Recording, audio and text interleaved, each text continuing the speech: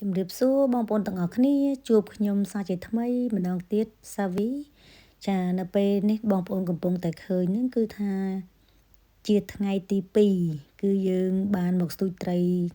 ថ្ងៃទី2ចាប៉ុន្តែអត់បានយកទូកមកទេគឺនាំគ្នាដើរស្ទូចអញ្ចឹងតែម្ដងចាតែគេដើរស្ទូចគេបានណាបងប្អូនហើយខ្ញុំថ្ងៃនេះរៀងខ្ជិលអញ្ចឹងទៅខ្ជិលដើរទៅតាមគេមកដើររាវលះលេងអញ្ចឹងណាចាហើយលះដែលខ្ញុំបានរាវបានយកទាំងអស់ហ្នឹងគឺថាអត់ត្រូវຂະຫນាតទេបងប្អូនចាຂະຫນាតគេគឺទំហំធំជាងហ្នឹងហើយខ្ញុំឃើញវាល្អខ្ញុំចេះតែរើសដាក់ធុងសិនទៅចាប៉ុន្តែចុងក្រោយគឺខ្ញុំចាក់ចោលចូលទៅក្នុងសមុទ្រទាំងអស់ហើយលះដែលត្រូវຂະຫນាតគឺបានតែ2គត់អានេះដែលគាត់ហុចឲ្យខ្ញុំហ្នឹងអាហ្នឹងគឺត្រូវຂະຫນាតណាបងប្អូនចាពេញសាច់ពេញឈាមតែម្ដង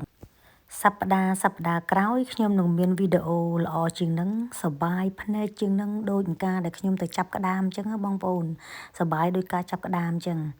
យើងគ្រាន់តែឈរទៅក្នុងទឹកសមុទ្រហ្នឹងចាហើយទឹកលលកវាបោកមកយើងយកកត្រងណាដើម្បីត្រងវាចាយើងត្រងវាហើយពេលទឹកអលកវាត្រឡប់ទៅវិញវាបន្សល់អាលៀសហ្នឹងគឺចូលទៅក្នុងកត្រកយើងជាពីរាប់សិបគីឡូហ្មងបងប្អូនច្រើនណាស់ចាហើយសប្បាយភ្នែកមើលបងប៉ុន្តែគ្រាន់ថាសុំជពាក់សិនដោយសារ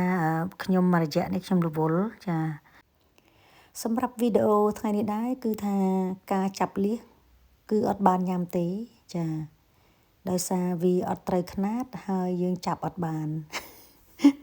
ចឹងយើងមានតែប៉ុណ្្នឹងទេបងប្អូនដែលបានទស្សនាវីដេអូនេះហើយបងប្អូនចូលចិត្តកុំភ្លេចណាជួយ like ជួយ share ឬក៏ follow ឲ្យនាងខ្ញុំឲ្យបានម្នាក់មួយផងហើយខ្ញុំនឹងមានវីដេអូថ្មីទៀតចែកជូនបងប្អូនទស្សនាចានៅពេលនេះដែរនាងខ្ញុំសាវីយុនក៏សូមអរគុណច្រើនចាសូមជម្រាបលាយើងជួបគ្នានៅវីដេអូក្រោយៗទៀតចាបាយបាយសុខភាពល្អសំណាងល្អចា